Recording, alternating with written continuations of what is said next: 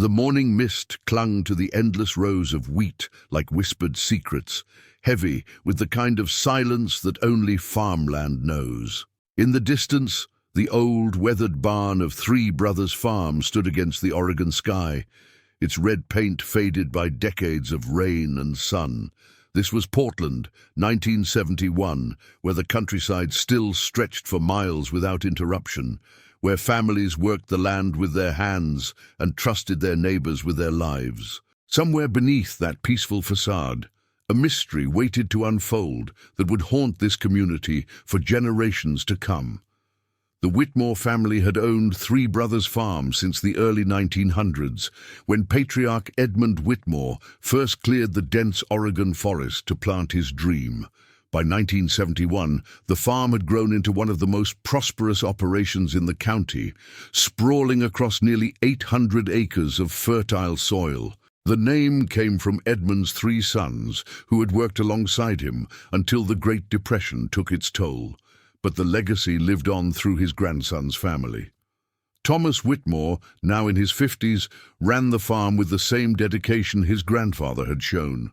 He was a quiet man, weathered by years under the sun, with hands that spoke of honest labor and eyes that held the wisdom of someone who understood the rhythms of the earth. His wife Margaret brought warmth to their modest farmhouse, her laughter echoing across the fields during harvest season when the whole family worked together from dawn until dusk. Their eldest son, Nathaniel, had just turned 24 that spring. Unlike many young men his age who were drawn to the growing cities and the promise of modern life, Nathaniel found peace in the familiar routines of farm work. He had his father's steady nature, but possessed something extra, a gentleness that made even the most stubborn livestock calm in his presence. The local veterinarian often remarked that Nathaniel had a gift, an almost supernatural connection with animals that couldn't be taught or explained.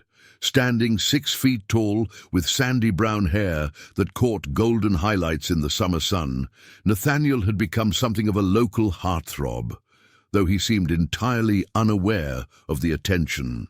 The girls at the county fair would find excuses to walk past the Whitmore booth, hoping for a smile or a few words from the farmer's son, who spoke softly but whose presence filled a room. Yet Nathaniel remained focused on the farm, speaking often of his plans to expand their operations and maybe try some of the new agricultural techniques he'd been reading about in farming journals.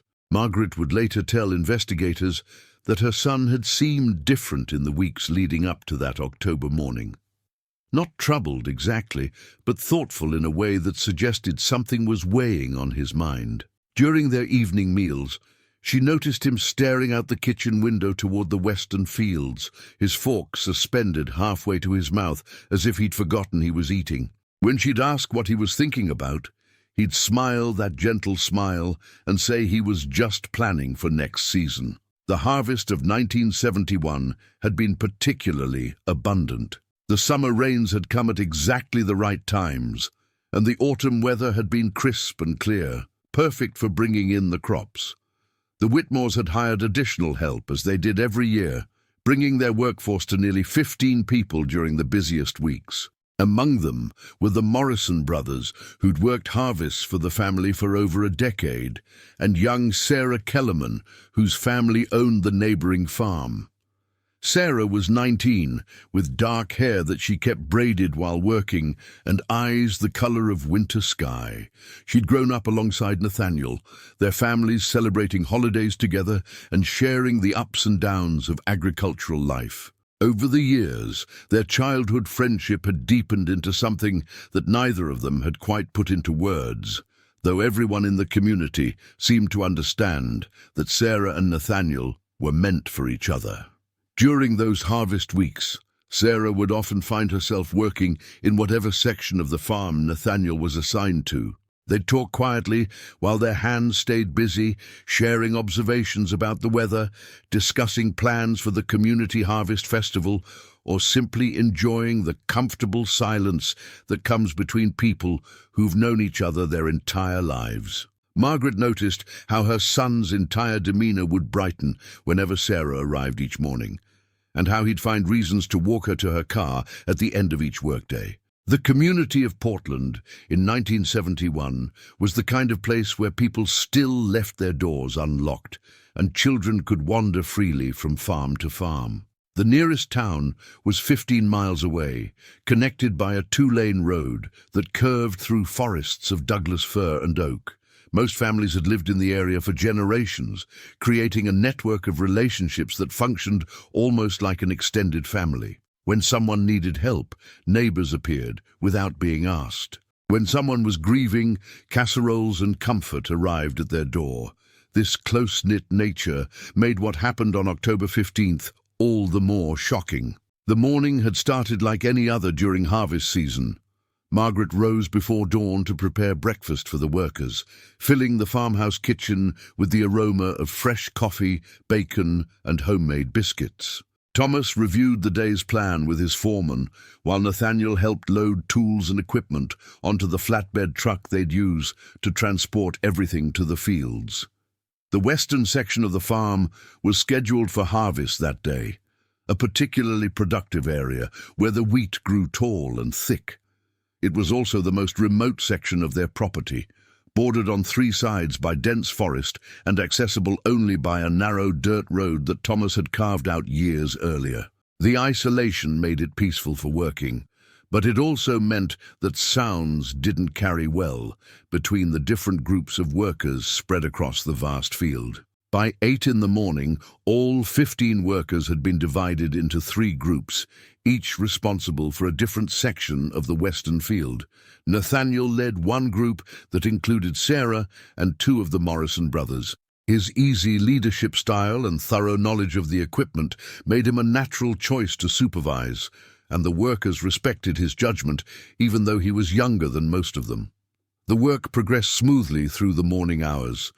The weather was perfect, with clear skies and a gentle breeze that kept everyone comfortable despite the physical demands of the harvest. Sarah would later remember how Nathaniel had seemed particularly happy that day, humming softly to himself and making jokes that kept everyone's spirits high.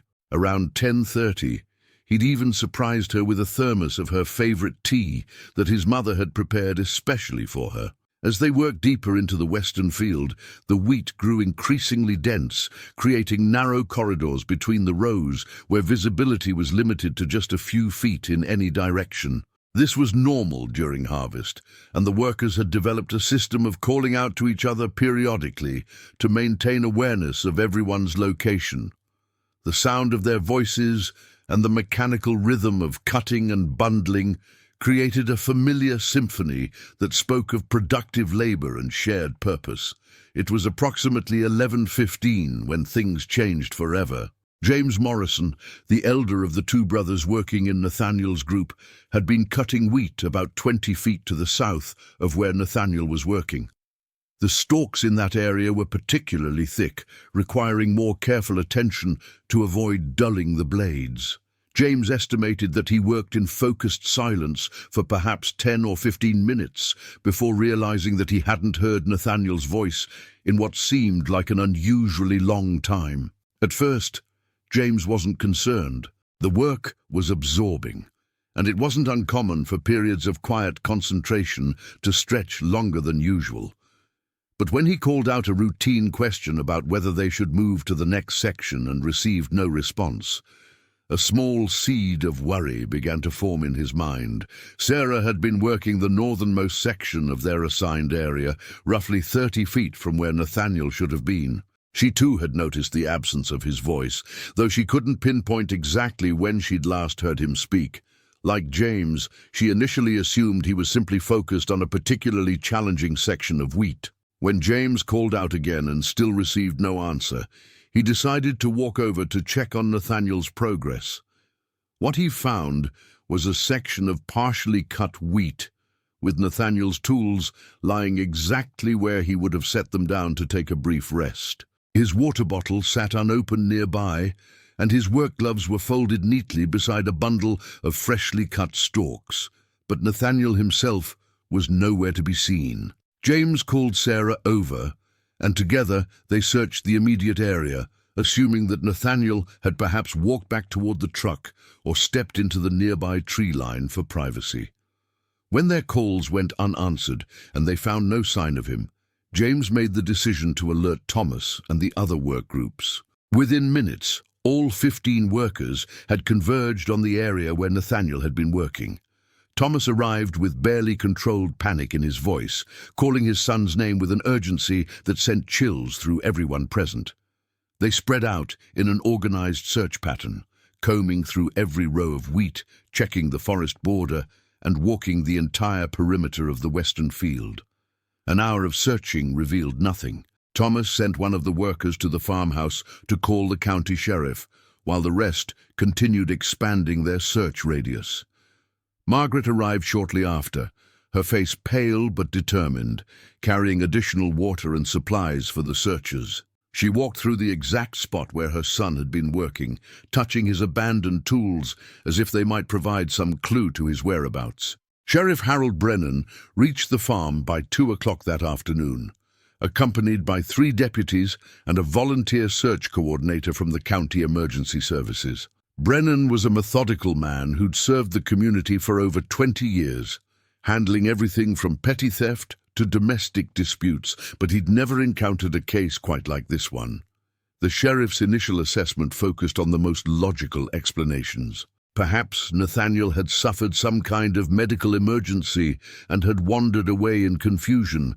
Maybe he'd decided to take a break and had fallen asleep in the shade of the forest. There was even the possibility that he'd received some kind of urgent message and had left quickly without thinking to inform his work group. But as the afternoon wore on and the search expanded to include neighboring properties, tracking dogs, and volunteers from throughout the community, those simple explanations began to seem less and less likely. The tracking dogs, brought in from the state police, picked up Nathaniel's scent at the location where his tools had been found, but the trail seemed to vanish completely after just a few feet. The dogs circled the area repeatedly, whining in confusion, as if the scent simply disappeared into thin air. Even the most experienced handler admitted he'd never seen anything quite like it. By evening, nearly 100 people had joined the search effort. Neighbors arrived with flashlights and lanterns, organizing themselves into groups that methodically covered every inch of the farm and surrounding forest. The local church provided food and coffee for the volunteers, while Margaret coordinated communications from the farmhouse, her strength becoming an anchor point for the entire community's efforts. Sarah refused to leave the western field, convinced that she might notice some detail that others had missed.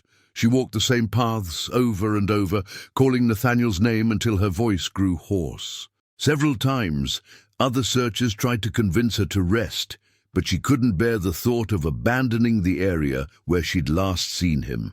As darkness fell on October 15th, the official search was suspended until morning, though many volunteers continued looking by flashlight throughout the night. Thomas walked the perimeter of his property until dawn, unable to accept that his son could simply vanish from land he'd known his entire life. The next day brought additional resources, including a helicopter from the state police and a specialized search team experienced in missing persons cases. They covered an area of nearly 50 square miles, using techniques and equipment that represented the most advanced search methods available in 1971. They found nothing. Days turned into weeks, and weeks into months. But Nathaniel Whitmore remained missing. The official investigation continued for over 6 months, interviewing every person who'd been on the farm that day, examining every possible theory, and following up on dozens of reported sightings that ultimately led nowhere. The case that had begun with a young man's unexplained disappearance from a wheat field had become something that challenged everything the Portland community thought they understood about safety, family, and the predictable rhythms of rural life. In the absence of answers, speculation began to fill the void, and some of those whispered theories would prove to be more disturbing than the original mystery itself. The months that followed Nathaniel's disappearance carved deep wounds into the fabric of the Portland community. Margaret Whitmore aged what seemed like years in those first few weeks, her once bright laughter replaced by a hollow silence that filled the farmhouse like thick fog. She maintained her daily routines with mechanical precision, preparing meals that often went uneaten and washing clothes that would never be worn by her missing son. Thomas threw himself into the farm work with an intensity that worried his neighbors. He would rise before dawn and work until well past dark, as if staying busy could somehow bring Nathaniel home, or at least quiet the terrible questions that plagued his mind during moments of stillness. The western field where his son had vanished remained untouched, the partially harvested wheat eventually rotting in the Oregon rain, creating a brown scar across the landscape that served as a constant reminder of that October morning. Sheriff Brennan's investigation had started with methodical precision, but quickly became mired in the frustrating reality of a case without physical evidence or logical explanation. The department interviewed every worker who had been on the farm that day, subjected each of them to multiple rounds of questioning, and conducted background checks that revealed nothing more suspicious than a few unpaid parking tickets and one decades-old conviction for public intoxication. The investigation's first significant error came in the third week, when a reported sighting of Nathaniel at a bus station in Sacramento led to a massive redirection of resources. 3 deputies spent 4 days in California following up on what turned out to be a case of mistaken identity involving a young man who bore only a passing resemblance to the missing farmer's son. The lost time and diverted attention meant that other potential leads grew cold, while investigators chased phantoms hundreds of miles away. Sarah Kellerman became an unofficial investigator in her own right, unable to accept the authorities' growing assumption that Nathaniel had somehow chosen to disappear. She spent her evenings visiting every business and home within a 50-mile radius, showing Nathaniel's photograph and asking the same questions that law enforcement had already posed. Her dedication impressed some community members and worried others, who whispered that the young woman was unable to accept reality and move on with her life. During those long winter months of 1972, the case generated several false leads that seemed promising initially but ultimately led nowhere. A construction worker claimed to have seen someone matching Nathaniel's description hitchhiking along Highway 26, but the timeline didn't match, and the witness later admitted he might have been thinking of a different day entirely. A family camping in the Cascade Mountains reported finding clothing near their campsite that might have belonged to the missing man, but the garments turned out to belong to another hiker who had lost his pack during a river crossing weeks earlier. The most disturbing false lead came in the spring of 1972, when an anonymous letter arrived at the sheriff's office claiming that Nathaniel had been murdered by someone he trusted and that his body was hidden somewhere on the family's own property.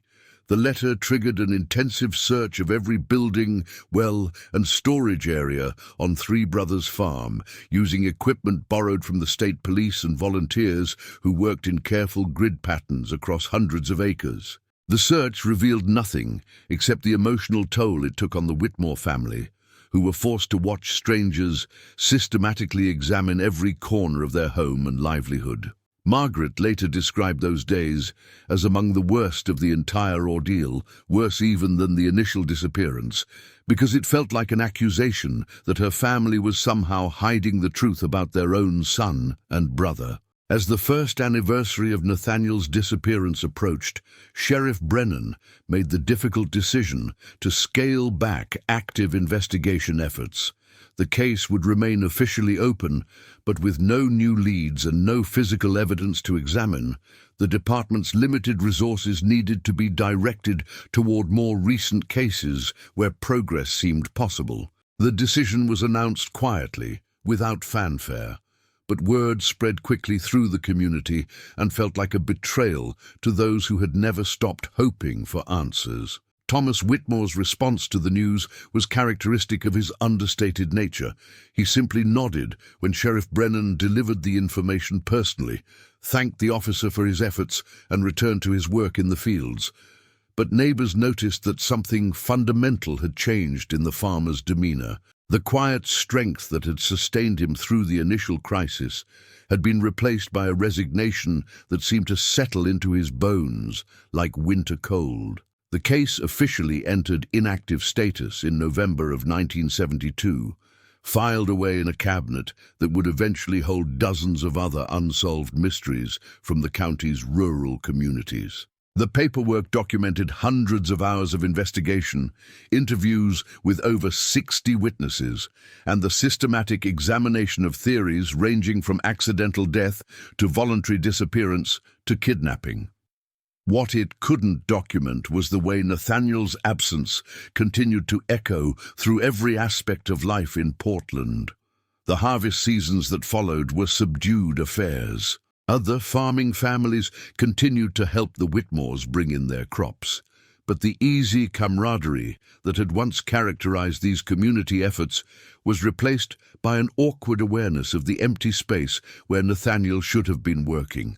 Conversations felt forced, laughter seemed inappropriate, and everyone found themselves glancing toward the western field where the mystery had begun. Sarah Kellerman eventually married a kind man named David Chen, who had moved to Oregon from California to teach at the local elementary school.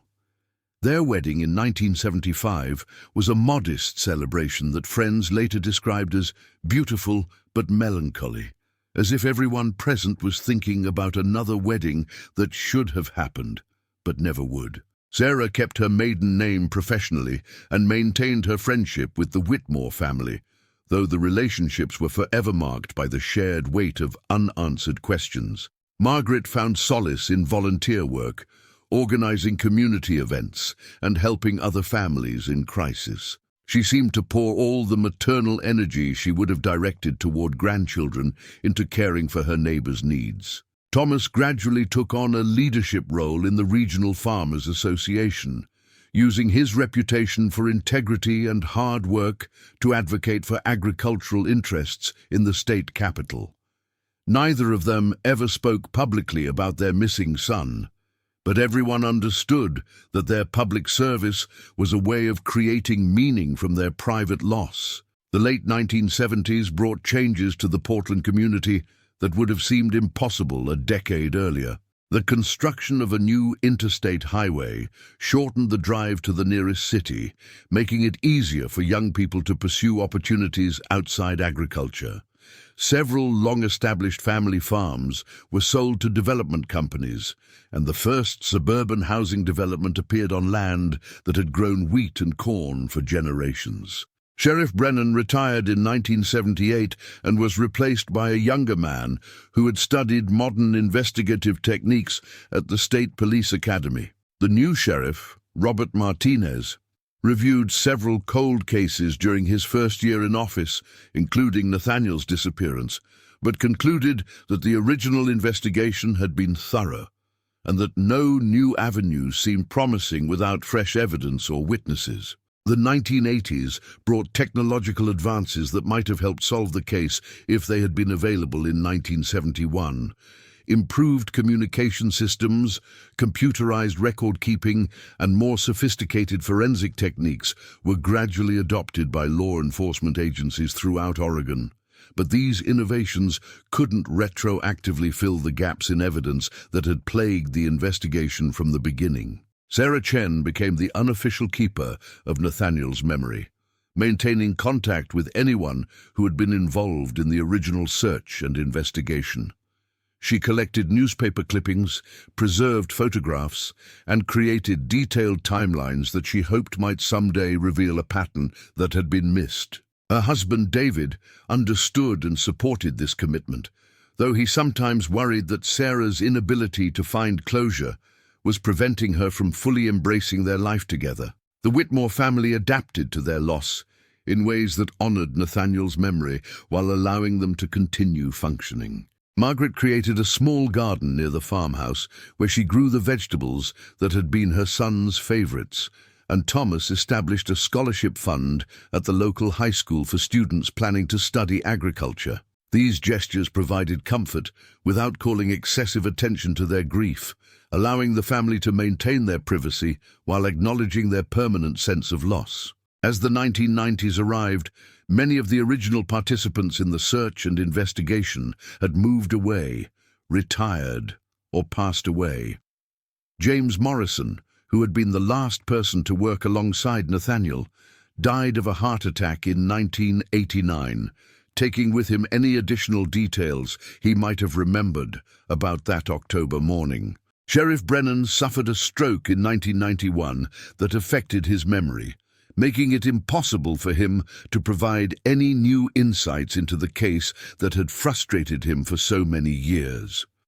The turn of the millennium brought a renewed interest in cold cases throughout the Pacific Northwest, driven partly by advances in DNA testing and partly by television shows that had made forensic investigation popular with the general public. Sarah Chen, now in her late 40s, contacted the current sheriff's office to ask whether new scientific techniques might be applied to her childhood friend's disappearance. The response was polite but discouraging, since the case lacked the physical evidence that modern forensic methods required. Thomas Whitmore passed away peacefully in 2003, having never learned what happened to his eldest son. His funeral was attended by hundreds of people whose lives had been touched by his quiet generosity and steady character. Margaret spoke briefly at the service, thanking the community for 32 years of support and expressing hope that someday the questions surrounding Nathaniel's disappearance might finally be answered. The farm passed to Thomas's younger son, Michael, who had spent years working in Portland's growing technology sector before returning home to maintain the family's agricultural legacy. Michael had been only 16 when his older brother vanished, and the experience had shaped his entire adult life. He approached farming with the same dedication his father and brother had shown, but he also brought modern business practices and environmental conservation techniques that helped Three Brothers Farm thrive in an increasingly competitive agricultural market. Margaret continued living in the farmhouse well into her 70s, maintaining the routines that had sustained her family for decades. She still prepared large breakfasts during harvest season, though the crew was smaller now and the work was more mechanized than it had been in Nathaniel's time. Visitors often commented on the photographs that lined the hallway leading to the kitchen, showing 4 generations of Whitmores who had worked the same land, with one conspicuous gap where later pictures should have shown Nathaniel's own family. The western field where Nathaniel had disappeared was eventually returned to full agricultural production, though Michael chose to plant different crops there, creating rows of corn and soybeans instead of the wheat that his brother had been harvesting on that long-ago October morning.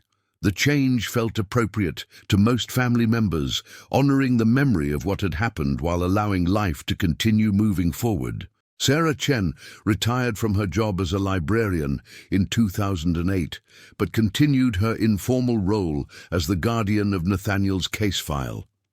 She had digitized all the newspaper articles, organized all the police reports that had been made public, and created a detailed website that she hoped might generate new leads or connect her with other people who had information about the disappearance. The website attracted occasional visitors, mostly people interested in unsolved mysteries, but no substantive new information emerged from these contacts. The 40th anniversary of Nathaniel's disappearance in 2011 prompted a retrospective article in the local newspaper written by a journalist who had not been born when the original events occurred. The article summarized the known facts and interviewed several people who had participated in the search, but it offered no new theories or evidence. Margaret Whitmore declined to be interviewed for the piece, though she issued a brief statement expressing continued hope that the truth would someday emerge. Technology continued to evolve in ways that might have revolutionized the original investigation. Social media networks could have spread Nathaniel's photograph to millions of people within hours of his disappearance. Cell phone GPS data could have tracked his movements with precise accuracy. Security cameras could have monitored the rural roads and documented any unusual activity in the area. But these tools hadn't existed in 1971, and their current availability couldn't illuminate events that had occurred decades earlier. The break that everyone had hoped for came in an unexpected way. During the summer of 2015, Michael Whitmore had decided to renovate the old farmhouse, updating the electrical system and plumbing while preserving the historic character that made the building special. The work required opening walls that hadn't been disturbed since the house was built and accessing areas that had been sealed off for maintenance purposes decades earlier. In late July, workers removing old insulation from the space between the kitchen and dining room walls discovered a small wooden box that had apparently been hidden there many years earlier. The box contained items that immediately caught Michael's attention. A letter addressed to Nathaniel in handwriting that Michael didn't recognize, several photographs that appeared to have been taken on Three Brothers Farm, and a piece of jewelry that he remembered seeing his brother wear occasionally. The discovery sent shockwaves through the Whitmore family and prompted Margaret, now 83 years old, to contact law enforcement for the first time in over a decade. The current sheriff, Lisa Rodriguez, had heard about Nathaniel's case, but had never examined the original files in detail. She immediately opened a new investigation, applying modern forensic techniques to analyze the contents of the hidden box and determine how long they had been concealed in the farmhouse walls. The letter proved to be the most intriguing piece of evidence. Written in a feminine hand on stationery that dated to the early 1970s, it appeared to be a response to a message that Nathaniel had sent to someone. Though the identity of the correspondent wasn't immediately clear, the letter's contents suggested a relationship that went beyond casual friendship, and it referenced plans to meet that would have required considerable secrecy. The photographs showed various locations around Three Brothers Farm, but they had been taken from angles and perspectives that suggested they were surveillance images rather than casual snapshots. Several pictures focused on the western field where Nathaniel had disappeared, and others showed the farmhouse and outbuildings at different times of day. Most disturbing was a photograph that appeared to show Nathaniel himself, apparently unaware that he was being observed. The jewelry was a simple silver ring that Margaret immediately recognized as belonging to her son. She remembered him wearing it regularly during the months before his disappearance, though she had never asked where he had gotten it or what significance it held for him. The ring bore an inscription that had been worn almost smooth by years of handling, but modern enhancement techniques were able to reveal the words, "Always yours," engraved on the inner surface. Sheriff Rodriguez assembled a cold case team that included investigators experienced in applying contemporary forensic methods to historical evidence. They began by testing the items for DNA evidence, fingerprints, and any other trace materials that might provide clues about who had handled them and when they had been concealed in the farmhouse walls. The results of the forensic analysis, delivered to the family 6 months later, provided some answers while raising entirely new questions. The DNA testing revealed genetic material from at least 3 different people, including Nathaniel himself and 2 unidentified individuals whose profiles weren't present in any law enforcement database. The handwriting analysis confirmed that the letter had been written by a woman, probably between the ages of 20 and 35, using a fountain pen that was consistent with stationery supplies available in the early 1970s. Most significantly, the forensic team's analysis of the hiding place itself revealed that the box had been concealed sometime between 1971 and 1973, based on the type of insulation that had been used to cover it and the construction materials that surrounded it. This timeline meant that someone with access to the farmhouse had hidden these items either shortly before Nathaniel's disappearance or during the period when the investigation was most active. The discovery transformed the 44-year-old cold case from a mystery without physical evidence into an active investigation with tangible leads to pursue. Sheriff Rodriguez announced that the case was being officially reopened and that modern investigative techniques would be applied to examine every aspect of Nathaniel Whitmore's disappearance with fresh perspective and new scientific capabilities. For Margaret Whitmore, now facing the possibility that answers might finally emerge after more than 4 decades of uncertainty, the reopening of her son's case felt like both a blessing and a burden. The hope of finally learning the truth was accompanied by the fear of discovering details that might be more painful than the mystery itself had been. But after 44 years of questions, the time had finally come for the truth to emerge from the silence that had shrouded Three Brothers Farm since that October morning when a young man had simply vanished from a wheat field, leaving behind only the echo of his absence and the enduring love of those who had never stopped looking for him. The forensic analysis of the hidden box had given Sheriff Rodriguez more leads than the original investigation had produced in its entire 6-month duration.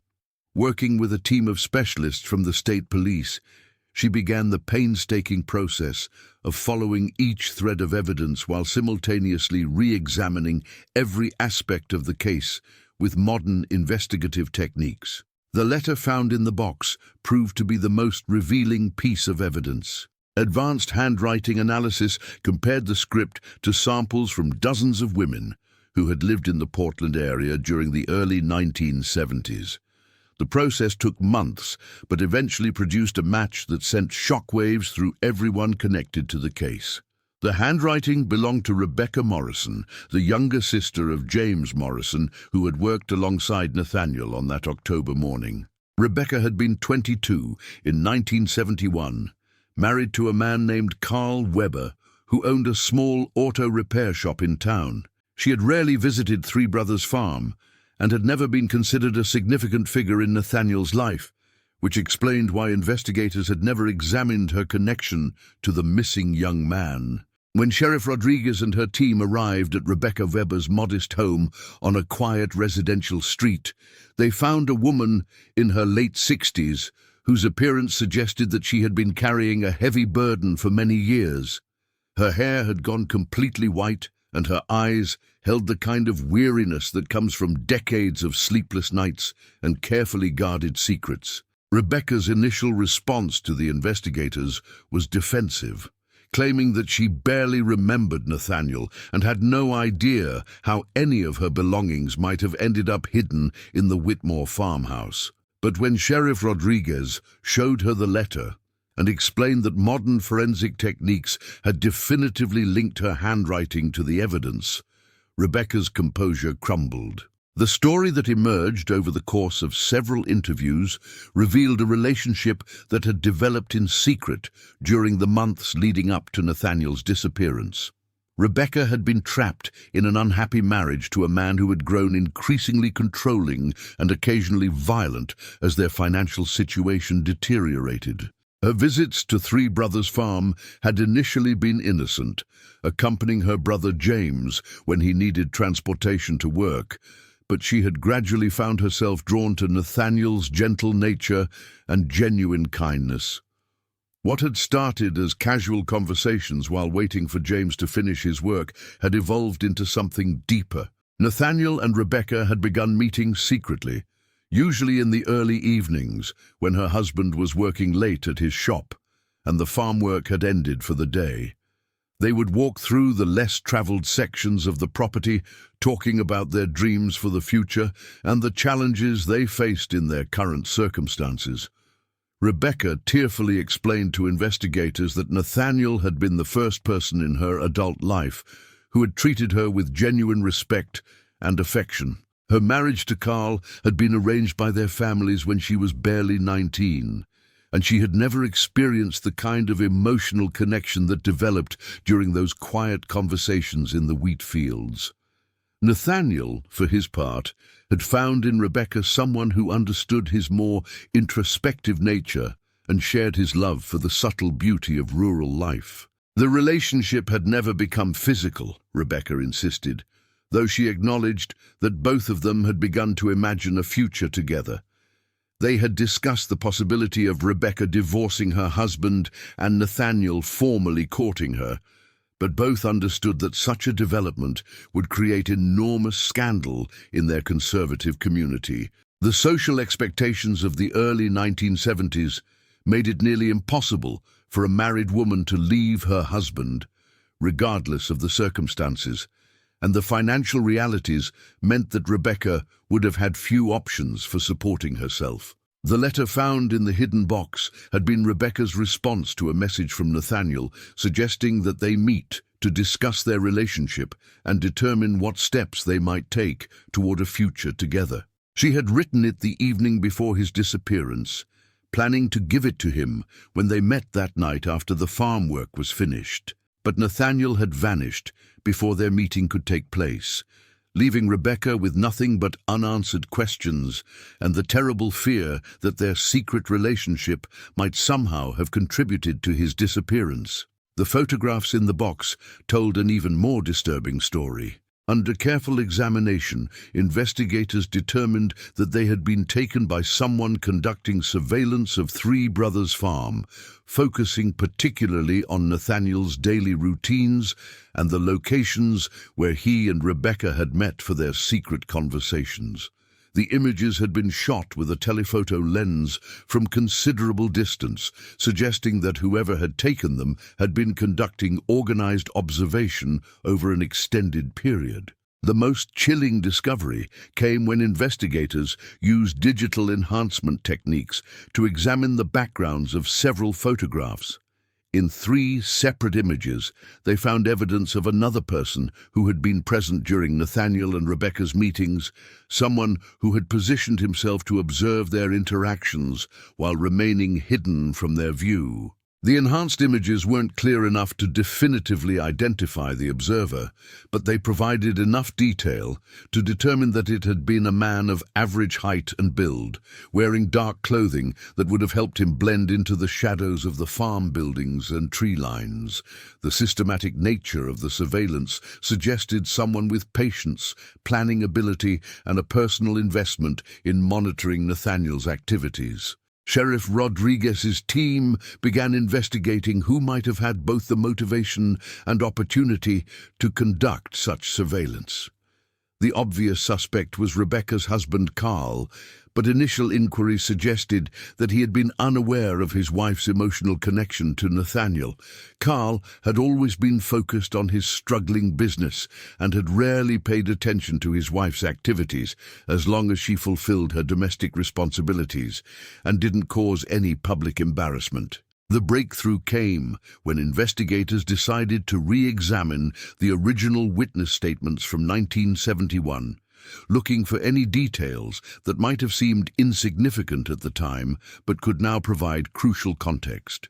Buried in the files was a brief mention that Sarah Kellerman had noticed someone walking near the farm's eastern boundary on the morning of Nathaniel's disappearance, but she had assumed it was just another worker and hadn't thought to mention it during her initial interview.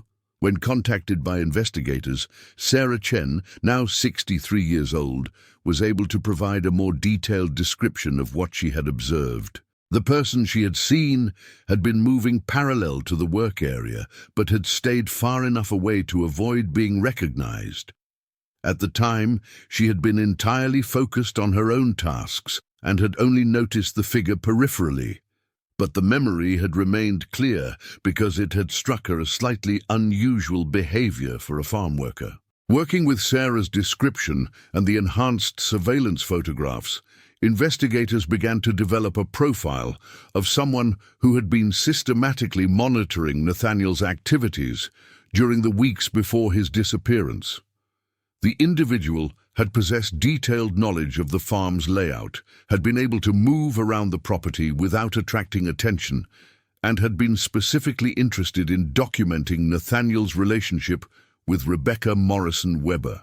The identity of the surveillance person remained elusive until Sheriff Rodriguez decided to expand the investigation beyond the immediate circle of people who had been present on the farm. She began examining anyone who might have had reason to monitor Nathaniel's activities, including potential romantic rivals, business competitors, or individuals who might have harbored personal grudges against the Whitmore family. The answer came from an unexpected source. Margaret Whitmore, now 84 years old and increasingly frail, had been reviewing family photographs as part of an effort to organize her personal belongings for her eventual passing. While examining images from community events in the months before Nathaniel's disappearance, she noticed something that had never registered during the original investigation. In several photographs taken at the County Harvest Festival in September 1971, the same unfamiliar face appeared in multiple backgrounds, always positioned to have a clear view of Nathaniel, but never close enough to be part of the same conversation group. Margaret brought the photographs to Sheriff Rodriguez, explaining that she had finally remembered feeling uncomfortable at the festival because of a young man who had seemed to be watching her son with unusual intensity. The face in the photographs belonged to David Hutchinson, a 26-year-old drifter who had worked briefly for several farms in the area during the 1971 harvest season. Hutchinson had never been employed directly by the Whitmores, which explained why he hadn't appeared in the original investigation, but he had worked for neighbors and would have been familiar with Three Brothers Farms' operations and layout. Further investigation revealed that Hutchinson had developed an unhealthy obsession with Nathaniel, viewing the young farmer as representing everything that he himself had failed to achieve. Hutchinson came from a troubled background, having been raised in foster care after his parents died in an automobile accident when he was 12. He had bounced between different communities and jobs throughout his early 20s, never finding the stability and sense of belonging that seemed to come naturally to people like Nathaniel. The surveillance photographs and Rebecca's relationship with Nathaniel had apparently triggered something in Hutchinson's unstable psychological state. He had interpreted their secret meetings as evidence that even someone as seemingly perfect as Nathaniel was engaged in deception and betrayal, which had somehow justified the violent action he had been contemplating. The final pieces of the puzzle fell into place when investigators located a storage unit that Hutchinson had rented under an assumed name in a town 40 miles away. The unit had been abandoned for decades, with rent payments automatically deducted from a bank account that Hutchinson had funded with cash before disappearing from the area. When the unit was finally opened, it contained items that definitively linked him to Nathaniel's disappearance. Among the contents were additional photographs of Three Brothers Farm, detailed maps showing the property's layout and the locations of various work areas, and a journal documenting Hutchinson's growing obsession with Nathaniel throughout the summer and early fall of 1971. The journal entries revealed a disturbed individual who had convinced himself that eliminating Nathaniel would somehow restore balance to a world that had treated him unfairly. Most significantly, the storage unit contained Nathaniel's wallet, work boots, and a shirt that Margaret Whitmore immediately recognized as belonging to her son. The items had been carefully preserved, suggesting that Hutchinson had kept them as trophies of his crime, but they also provided the physical evidence that had been missing from the original investigation. The journal's final entry, dated October 14, 1971, described Hutchinson's plan to confront Nathaniel the following morning during the harvest work. He had studied the farm's routines carefully enough to know that workers were often separated by considerable distances in the wheat fields, and he had identified the western section as the most isolated area where a confrontation could occur without witnesses. Based on the evidence found in the storage unit and Hutchinson's own written account, investigators were able to reconstruct what had happened on that October morning. Hutchinson had approached Nathaniel while he was working alone, initially pretending to be looking for temporary employment. When Nathaniel had responded with his characteristic kindness and offered to speak with his father about possible work, Hutchinson had been unable to reconcile this genuine generosity with his distorted perception of Nathaniel as a privileged deceiver. The confrontation had escalated quickly, with Hutchinson's psychological instability leading to violence that he apparently hadn't fully planned. Nathaniel had been killed during the struggle, and Hutchinson had then faced the problem of disposing of the body and escaping without being detected. His familiarity with the area's geography and his experience as a transient worker had enabled him to accomplish both objectives, at least temporarily. The journal indicated that Hutchinson had buried Nathaniel's body in a remote section of national forest land, approximately 30 miles from Three Brothers Farm, in an area that he had scouted during previous wanderings through the region.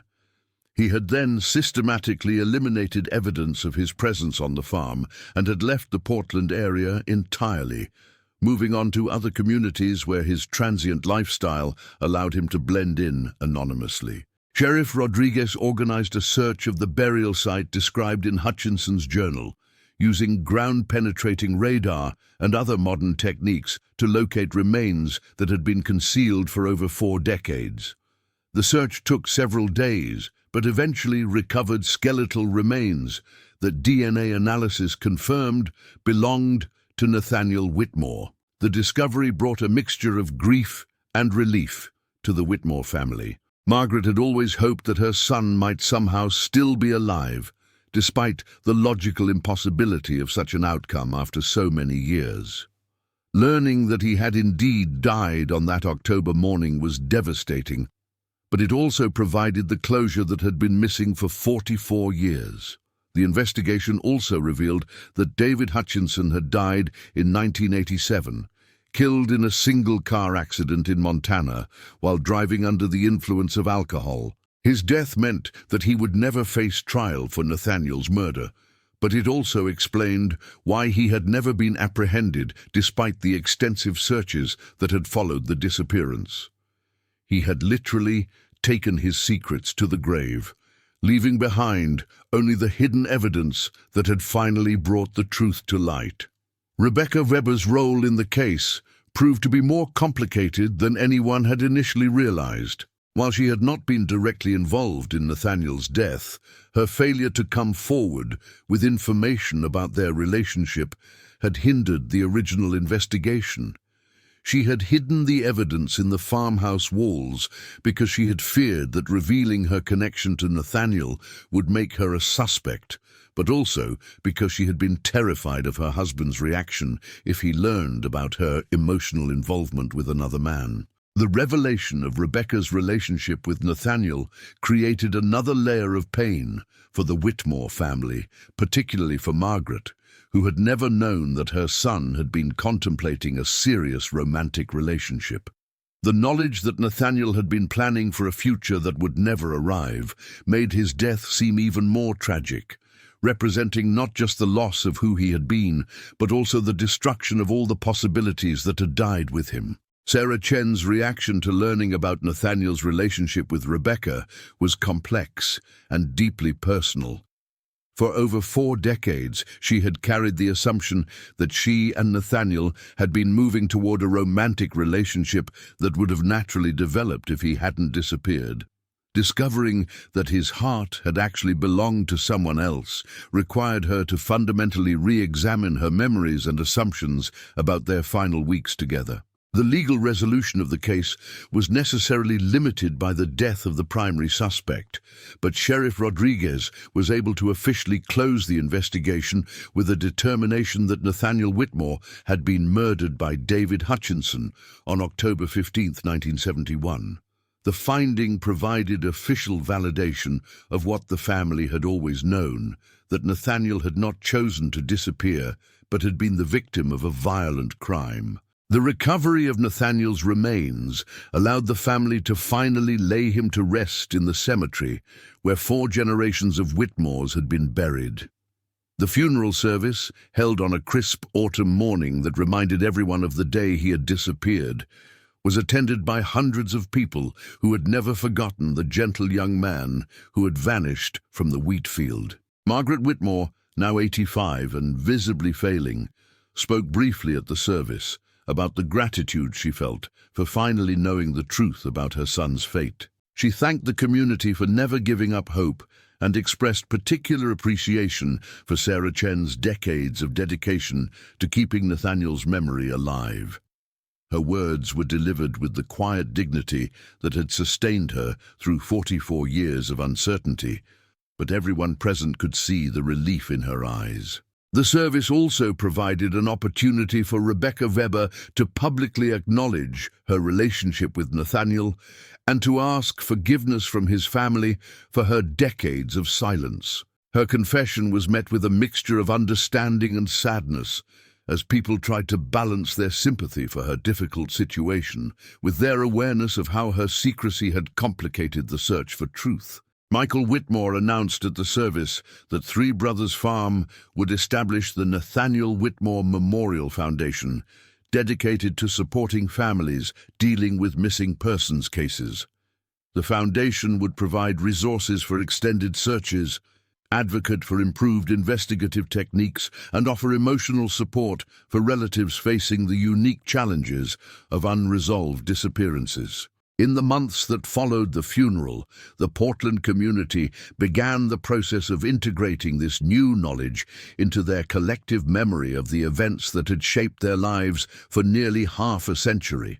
The truth about Nathaniel's death was both more mundane and more tragic than many of the theories that had circulated over the years.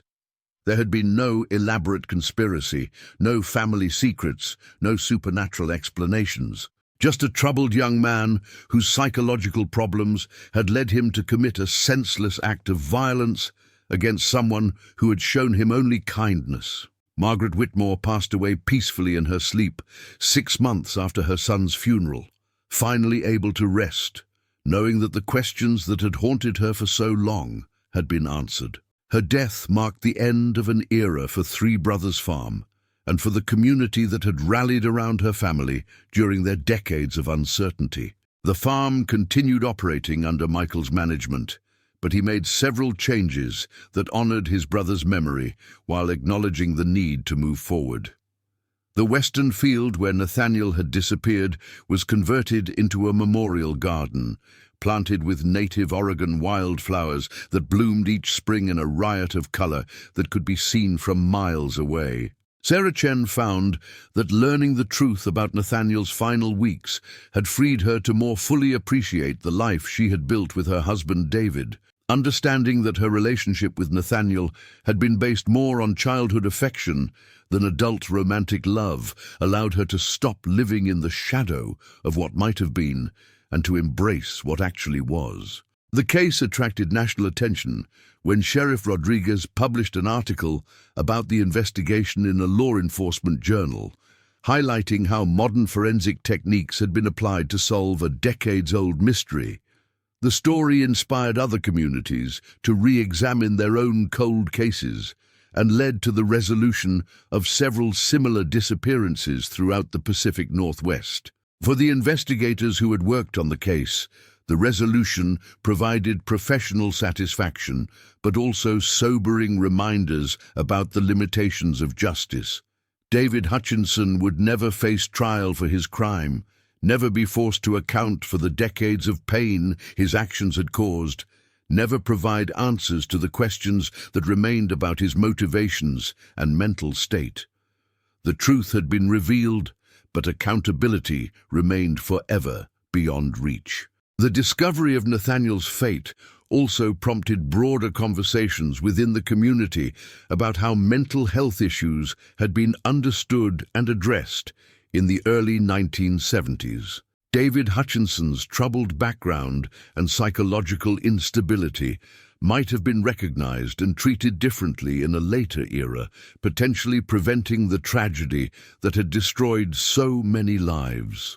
Rebecca Weber spent her remaining years quietly, eventually moving to a retirement community where her past was unknown and she could find some measure of peace. She never remarried after her husband Carl's death in the late 1990s, and she rarely spoke about her connection to the Whitmore case, though she did contribute financially to the memorial foundation that had been established in Nathaniel's name. The annual harvest festivals in Portland gradually resumed their celebratory atmosphere as the community learned to remember Nathaniel not primarily as a victim, but as a young man who had embodied the best qualities of their agricultural heritage. Stories about his gentleness with animals, his dedication to the family farm, and his kindness toward everyone he met became part of the local folklore, creating a legacy that transcended the circumstances of his death. The memorial garden in the Western Field became a place of pilgrimage for families dealing with their own missing persons cases, drawn by the story of a mystery that had finally been solved after 44 years of uncertainty. Visitors often left flowers or small tokens, creating an informal shrine that honored not just Nathaniel's memory, but the enduring power of hope and persistence in the face of seemingly impossible circumstances. As the years passed and the people directly connected to the case grew older and fewer, the story of Nathaniel Whitmore's disappearance and the decades-long search for answers became a testament to the bonds that hold communities together during times of crisis. The case had revealed both the best and worst aspects of human nature, showing how love and dedication could sustain hope across decades, while also demonstrating how psychological damage could lead to senseless violence. The lesson that emerged from Three Brothers Farm was not about the inevitability of justice or the guarantee that all mysteries would eventually be solved, but rather about the importance of never abandoning hope and never stopping the search for truth.